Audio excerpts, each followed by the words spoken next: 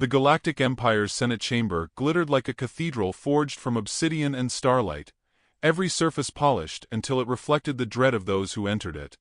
Hundreds of alien delegates hovered in suspended thrones that spiraled upward like a vortex of judging eyes. The air shimmered with bioluminescent dust, drifting in slow currents, as if even the atmosphere hesitated to move too quickly under the Senate's scrutiny. At the center of this towering hall, a single human stood alone, hands resting lightly behind his back, posture relaxed, expression gentle enough to be mistaken for harmlessness. Ambassador Aaron Hale looked like he'd come to negotiate a trade deal, not confront an empire over 23 beaten human prisoners of war. The contrast was almost comical. Delegates wore armor carved from star whalebone, robes embedded with glowing shards, skins etched with ancient tribal circuitry.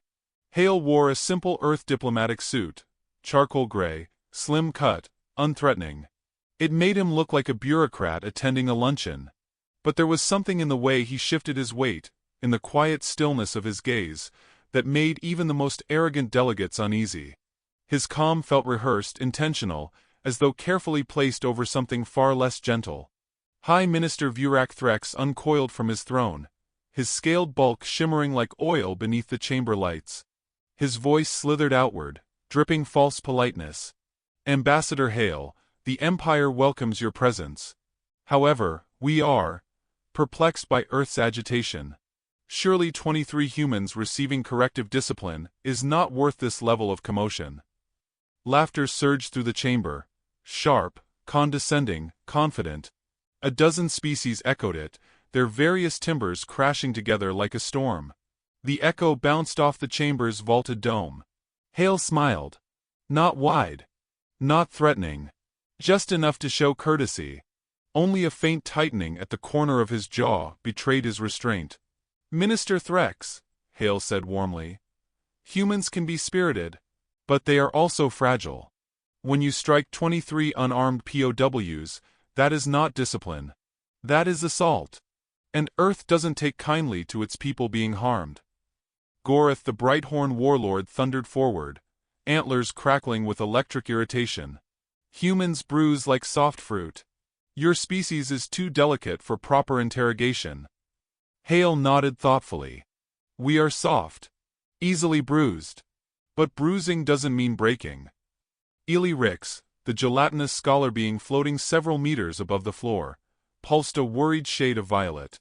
Minister Threx, caution. Humans are behaviorally unpredictable. Their records show nonlinear escalation patterns when provoked. The senators laughed again, though their laughter wavered now. The word unpredictable held weight. Hale reached into his pocket with slow, deliberate courtesy and placed a small silver cylinder onto the obsidian floor. It clicked softly. Lights flickered gently along its sides. The chamber went deathly still as security fields flared automatically. No cause for alarm, Hale said, tone as smooth as warm tea.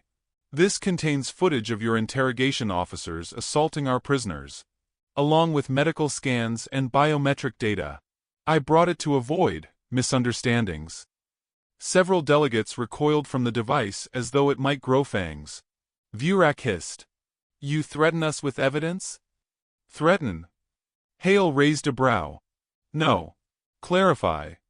He stepped forward, boots whispering over polished stone. Earth requests their immediate release, medical reparations, and a public apology broadcast across the Empire. Delivered within 24 hours. And if we decline? Vurak sneered. Hale offered a kind, almost apologetic smile. Then Earth will visit. The word hung suspended in the air like a dropped blade. Murmurs broke across the chamber. Visit?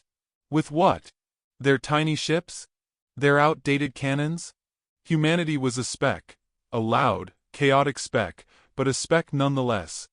Vurak barked another harsh laugh. Visit with what? Your primitive fusion weapons? Your soldiers who hold grudges over spilled beverages? You humans are emotionally unbalanced. Hale's smile deepened slightly. We are emotional. We're also stubborn. And we smile when we're very, very angry. The translator rendered the sentence in a tone that made several delegates flinch. Suddenly, a young aide burst through the Senate's side doors, breath heaving. High Ministers, border alert. Unidentified vessels entering Sector 9. Vurak waved him away. Pirates? Handle it. No, Minister. The aide swallowed. They're sending a message. Ely Rix dimmed further. Read it. The aide lifted his datapad with shaking fingers. Hello. Stopping by to pick up our people. Please have them ready. Earth Navy. The chamber froze. Hale clasped his hands gently. Our ships can be enthusiastic. They insisted on accompanying me. I told them diplomacy required patience. They told me diplomacy works better with backup. Murmurs scattered through the Senate like sparks across dry leaves. Goreth snarled. You dare bring warships into Imperial space? Hale blinked with innocent politeness. Warships? No. Friends. A tremor rolled up through the chamber as a gravity wake reverberated. The panoramic windows flashed, revealing a human cruiser dropping out of fold space. Small. White. Compact. Hovering dangerously close to the orbital ring. Two more entered formation behind it with unsettling coordination. The Empire's tactical screens lit up in frantic pulses. Minister, these flight patterns, impossible. They're flying like they're dancing. Hale nodded approvingly. Humans multitask well. Vurak's scales rattled in outrage. Withdraw your fleet immediately. I can't, Hale said softly. They're here for their people. Ely Rix approached him slowly. Ambassador, humanity risks war. No, Hale corrected gently. The Empire risks war. We risk justice. Another alert sounded. The cruisers had formed a shimmering white arc around the station. Half cage, half invitation. Goretha's voice trembled. You planned this? Planned? Hale echoed with a soft chuckle. No. Anticipated. The chamber lights flickered as human ships initiated a silent systems scan. Imperial sensors scrambled. The panic thickened. Hale looked around, voice dipping into something deeper, sharper. Humans don't abandon their own. Ever. You hurt them. Now we're here. He turned toward the panoramic window. The nearest cruiser rotated, slow and deliberate, until its prow faced the Senate directly. A single line of text appeared on every tactical screen. Standing by for Phase 1. The air left the room. Hale exhaled. A quiet, controlled release of breath that somehow felt like the calm before a storm. Esteemed delegates, he said softly. It appears our conversation is entering a new stage. Outside, another cruiser emerged from fold space. Sleek, dark, humming with restrained power. The Empire's defenses flickered helplessly under its presence. Hale's voice barely rose above a whisper. And I suggest, he murmured, you brace yourselves for what comes next. The Senate chamber had not taken a full breath since the human cruisers arrived. Fear churned through the air like static, clinging to scales, feathers, membranes, and metallic skin alike. Delegates whispered in small, frantic bursts, clutching armrests carved from crystalline alloys that suddenly felt much too fragile. Even the chamber's floating thrones dipped lower, as if trying to hide. Only Ambassador Aaron Hale remained perfectly composed, standing at the center with quiet dignity, his hands loosely clasped behind him. His face held the polite calm of a man waiting for a meeting to resume, not the calm of someone whose species had just punctured the sanctity of an interstellar empire. High Minister Vurak Threx leaned forward, his voice cutting through the murmurs like a serrated blade. Ambassador Hale, your vessels have crossed every boundary of acceptable diplomacy. Withdraw them immediately. Hale tilted his head, his expression almost sympathetic. Minister Threx, I understand your concern. But Earth cannot withdraw until our people are safely returned. I am sure you understand the concept of loyalty. Loyalty is irrelevant when you stand before the Empire, Vurak hissed. On the contrary, Hale replied softly.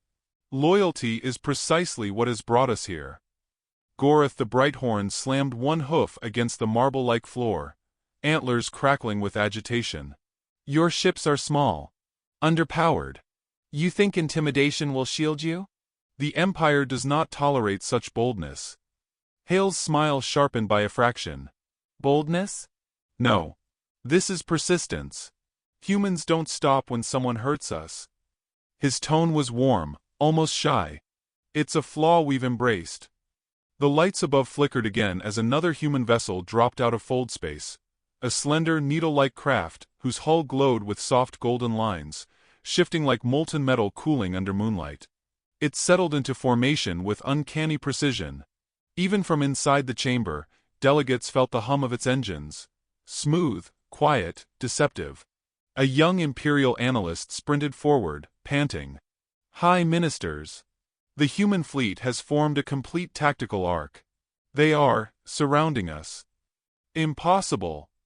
Vurak snapped. Impossible, the analyst repeated, shaking.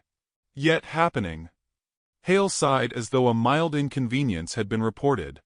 To be fair, Minister, they're not surrounding you. They're surrounding me. Humans are very particular about the safety of their diplomats. The chamber erupted in anxious whispers.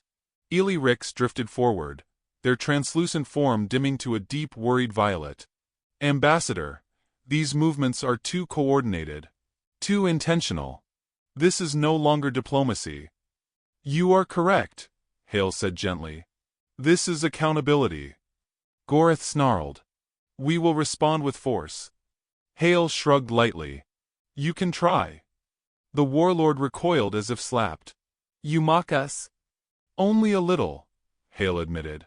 Humor keeps us grounded during stressful situations. At that very moment, the tactical screens lit up with dozens of Imperial missile launches, defensive, reactive, panicked. The missiles streaked toward the human ships in a blaze of violent red. They vanished mid-flight. Not detonated. Not intercepted. Vanished. The chamber gasped. Hale glanced at the screens with mild interest. Ah! They activated the clean desk protocol. Vurak spat.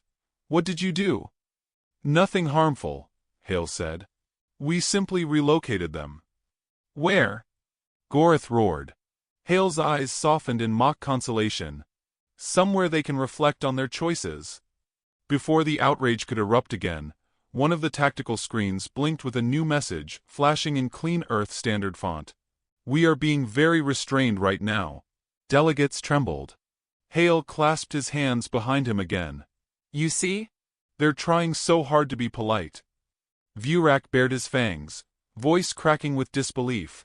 You expect us to believe your species is capable of restraint? Of course, Hale murmured. That's why we are still talking instead of. He didn't finish. He didn't need to. Everyone understood the word left unspoken. A soft chime echoed as the Empire's external shields flickered. Hale's gaze drifted toward the panoramic window, where the nearest human cruiser hovered like a bright, watchful predator.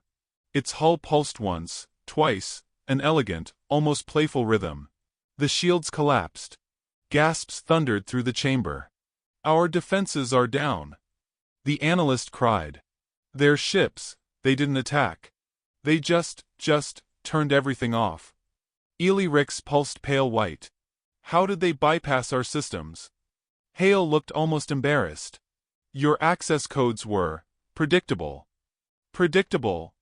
Vurak screeched. Hale nodded.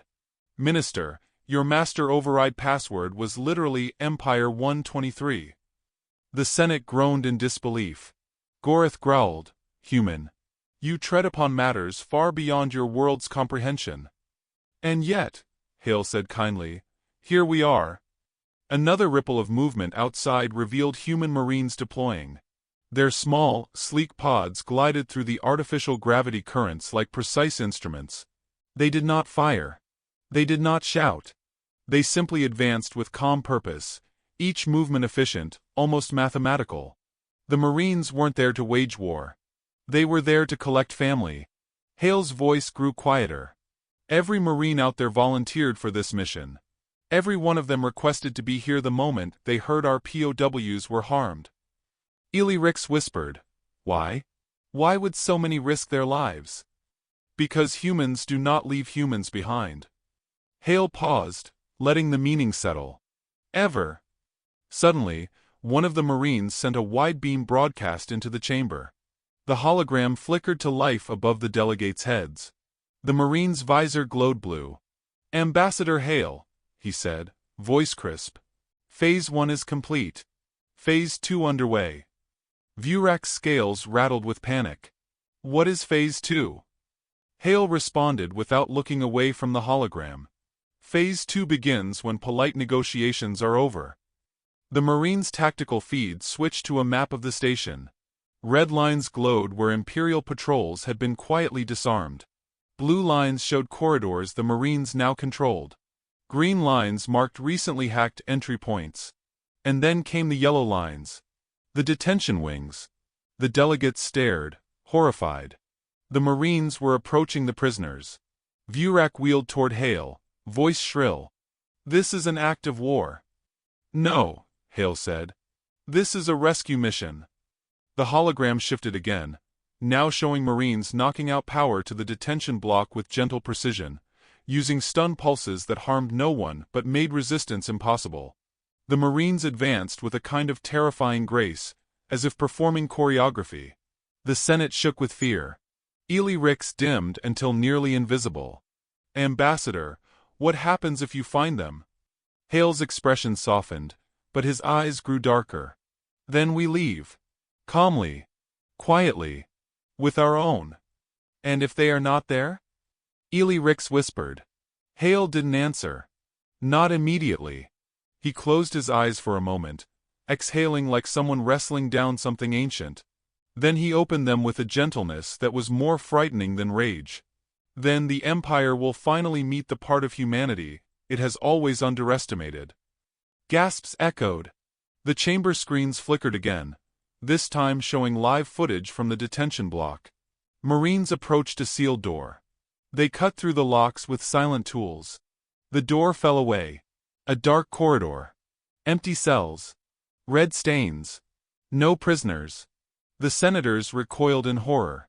The Marine's voice crackled through the chamber. "Ambassador, the cells have been cleared. We see signs of force. No living detainees." For the first time, Hale's smile disappeared. Not anger. Not shock. Something far colder. Something final. He raised his head toward the senators, voice barely above a whisper yet sharp as a blade sliding free. "Then it seems," he said, "we are moving to Phase 3. The words Phase 3 rippled through the Senate chamber like a shockwave. Delegates recoiled as if struck, clinging to the edges of their floating thrones. The air thickened, heavy with dread and unspoken questions. Somewhere deep in the station, alarms wailed in dissonant layers, echoing up the columns of obsidian and fracturing the chamber's composure. Ambassador Aaron Hale did not raise his voice, did not widen his stance, did not break the eerie gentleness that had marked him from the beginning. But in the stillness of his expression, soft, polite, devastating, the Empire sensed something it had never understood about humans. They were no longer negotiating. Vurak Threx lunged forward, scales flaring like jagged shards. "What is Phase 3? Speak plainly." Hale blinked once, slowly, as if considering how simple to make it. "Phase 3 is what happens when humans discover their people might be dead." A collective shiver tore through the room. Even Gorith, whose pride had never faltered, leaned back, his breath turning shallow. Ely Rix pulsed a trembling shade of violet. "Ambassador, surely you do not intend annihilation." Hale's tone was almost tender. "Ely Rix, if annihilation were the intent, you would not be standing." Outside, the human fleet shifted. Their formation tightened, becoming something unmistakably predatory. The Washington's hull glowed with faint lines of light, white, blue, and a strange shade of amber. The smaller cruisers mirrored the pattern. It looked less like coordinated tactics and more like a single organism awakening from restraint. The Senate's tactical screens flickered as another Marine broadcast came through. "Ambassador, we've scanned the lower decks. No living humans detected." Hale inhaled softly. Not sharply, not with the rage the senators expected, but with grief. A quiet, controlled grief that hit harder than any roar of anger. For the first time since he arrived, the weight behind his eyes surfaced. The delegates had seen threats before, fury before, but never this. "Continue the search," he said. "Understood." The feed cut. Vurak seized the moment, voice cracking. "Human. You cannot blame the Empire for the chaos of a detention block. There could be many explanations, escape attempts, internal disputes." Hale turned his head slightly. "Minister Threx, do not insult me." His softness became a blade. "There is blood in those cells that belongs to my people." Vurak faltered, composure fracturing like brittle glass. Gorith tried to recover authority. "Even if they are dead, what gives humans the right to storm the Senate? We are the governing force of this quadrant." Hale regarded him with unyielding calm. "And we are the governing force of our own conscience. You broke something sacred." Ely Rix trembled. "The human response pattern is escalating." Hale offered them a small, sad smile. "It tends to do that." Suddenly, the station shook. Not violently, almost gently, like a giant knocking politely on the walls. The delegates jolted in panic. "What was that?" someone cried. Hale glanced toward the ceiling. "My guess? The Washington is syncing your internal systems with ours." "Our systems?" Vurak snapped. "Impossible. Our firewalls are impenetrable." Hale raised an eyebrow. "Minister, your firewalls thought Empire 123 was adequate security." A ripple of horrified embarrassment moved through the Senate. The lights dimmed. A new hologram shimmered to life, unbidden. It showed a map of the station, this time not from the Imperial grid, but from the human ship. Every hallway, every sublevel, every life signature. Red markers highlighted Imperial guards. Green markers denoted civilians. Blue markers, flickering now, showed the path of the Marine squads. But the human life signatures were gone. All gone. The room trembled as the meaning sank in. Hale's voice softened. "For centuries, humans have been underestimated. Too emotional. Too loud. Too chaotic." His eyes swept across the room, taking in the faces of species that had long considered his kind amusing at best and fragile at worst. "You called us unpredictable. And you were right." His gaze hardened. "But you never asked why." Silence pooled between them. He continued, voice threading with quiet steel. "Humans evolved on a world that tried to kill us every day. Storms. Predators. Fire. Ice. Plagues. We survived because we learned to adapt, to improvise, to cling to one another even when the universe pushed us toward extinction." He took one step closer to the senators, not threatening, simply present. "And when someone harms one of us, when someone hurts our family, we become something you cannot quantify." Gorith swallowed. "A weapon?" Hale shook his head. "No. A force. A force that did not break. A force that did not retreat. A force that remembered." A new alert pinged across the chamber. The Washington had deployed drones, small, spherical, glimmering like stars. They slipped through the station's outer hull without resistance. The delegates gasped. "They're inside." "They're looking," Hale corrected. "They will find the truth before I do." The screens shifted again. The drones streamed into a locked subbasement below the detention blocks. The cameras flickered in and out, struggling to adjust to the darkness. The Marines followed. Then the drones collectively stopped. A metallic hum echoed through the chamber. Low, mournful. Gorith whispered. What is that sound?" Hale's eyes closed. "Recognition." The screens flickered once more. This time the feed stabilized. The subbasement was not empty. It was filled with bodies. Not living ones. Rows upon rows of human uniforms, bloodied, torn, motionless, lined the floor like a silent accusation. 23 of them. Motionless. Still. Gone.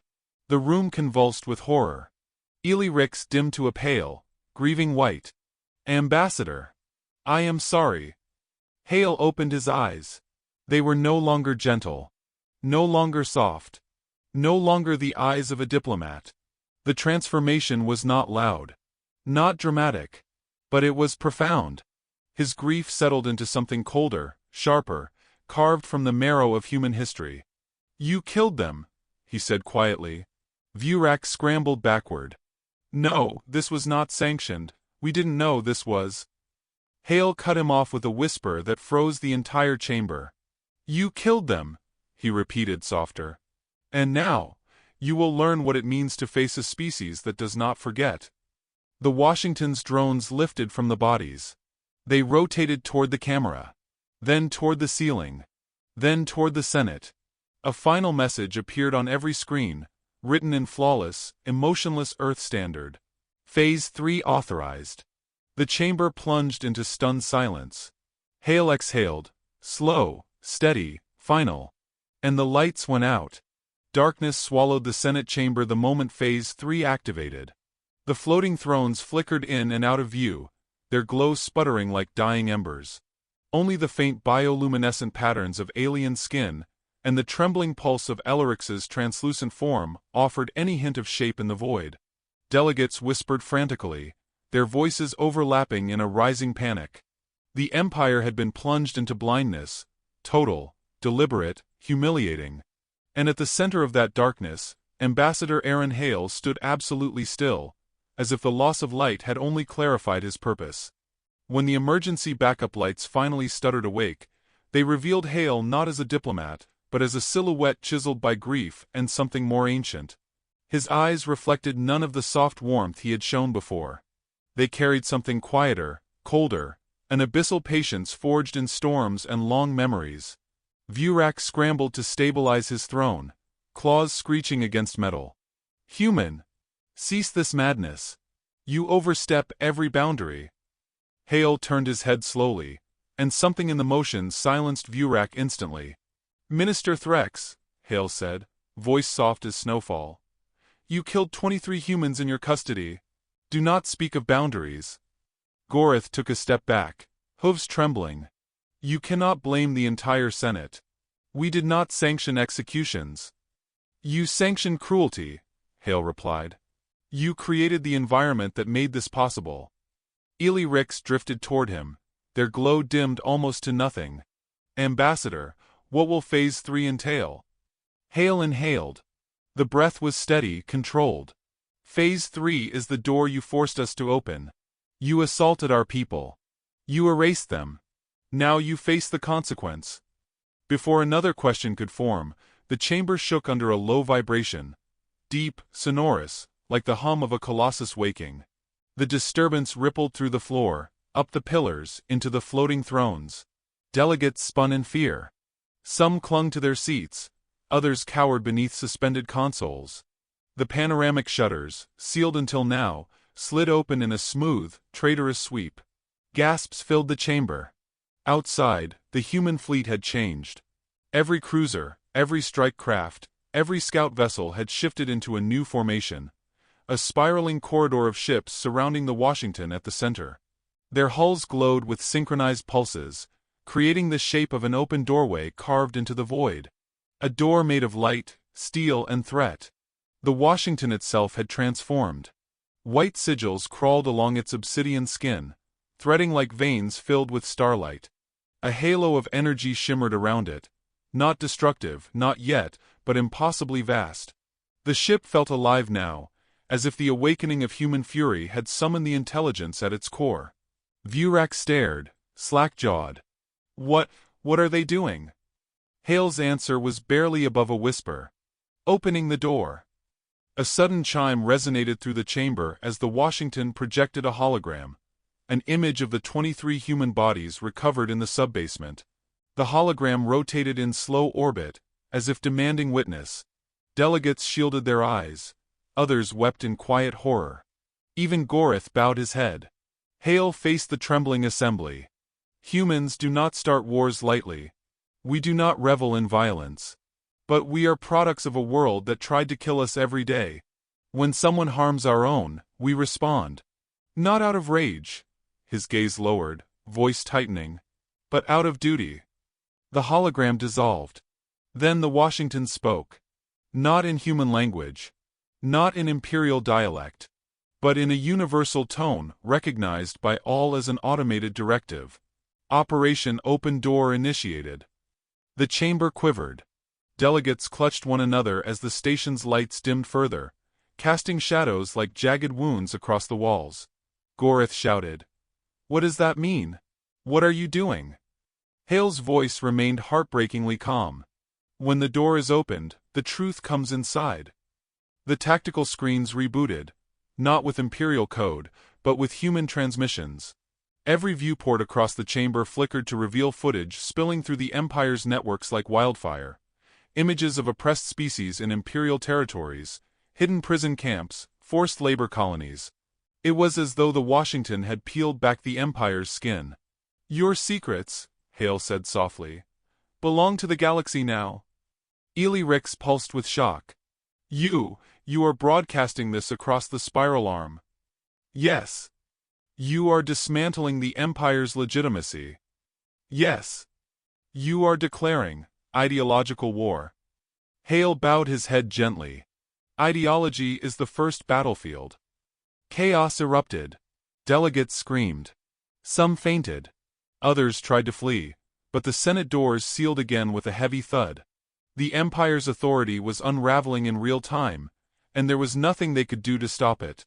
Then the human fleet moved. Not forward. Downward. The spiraling formation tightened, folding inward around the Washington. Light flared along the ship's hulls.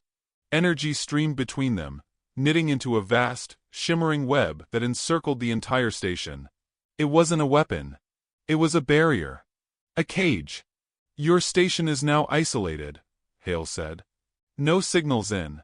No signals out." Vurak gasped. "You have trapped us. You trapped yourselves when you killed our people." Ely Rix whispered, "What happens next?" What happened next began in the deepest levels of the station. A distant rumble echoed upward, followed by the hiss of sealed doors giving way. Then another. And another. Marines were advancing. Silent, relentless, precise. Their visors glowed blue in the darkness of the corridors as they disabled guard posts and detention nodes. They were not slaughtering. They were not rampaging. They were searching. Searching for the rest of the truth. Hale watched the unfolding chaos without satisfaction. His voice, when he spoke again, carried the softened ache of a man who wished none of this had been necessary. Operation Open Door is not about conquest. It is about exposure. You hid your crimes beneath rhetoric. You operated quietly in shadows. Humans are simply bringing light. And after the light? Ely Rix asked. Hale looked toward the Washington. The great ship's halo brightened, casting the entire Senate chamber in white-gold brilliance. "After the light," Hale murmured, "comes the reckoning." The word hung like an executioner's blade. Alarms screamed. The station jolted. Human Marines breached the final barrier of the Central Archive. A blast of data surged into the Washington. The holograms in the Senate chamber flickered violently. Then the archive's interior appeared above the senators' heads. Rows of files. Countless names. Countless victims. Not just humans. Thousands of species. Hundreds of worlds. Records of disappearances, experiments, exterminations. The Empire's darkest ledger. Gasps broke through the hall. Vurak collapsed to his knees. Ely Rix dimmed to near invisibility. Gorith trembled uncontrollably. Hale took one step forward, voice no longer soft. "This," he said, "is why the door had to open." The chamber shook once more. The Washington angled its prow downward. Its halo flared brighter. And a final message appeared across every screen. Phase 4 requesting authorization. Hale exhaled slowly, then lifted his gaze toward the light.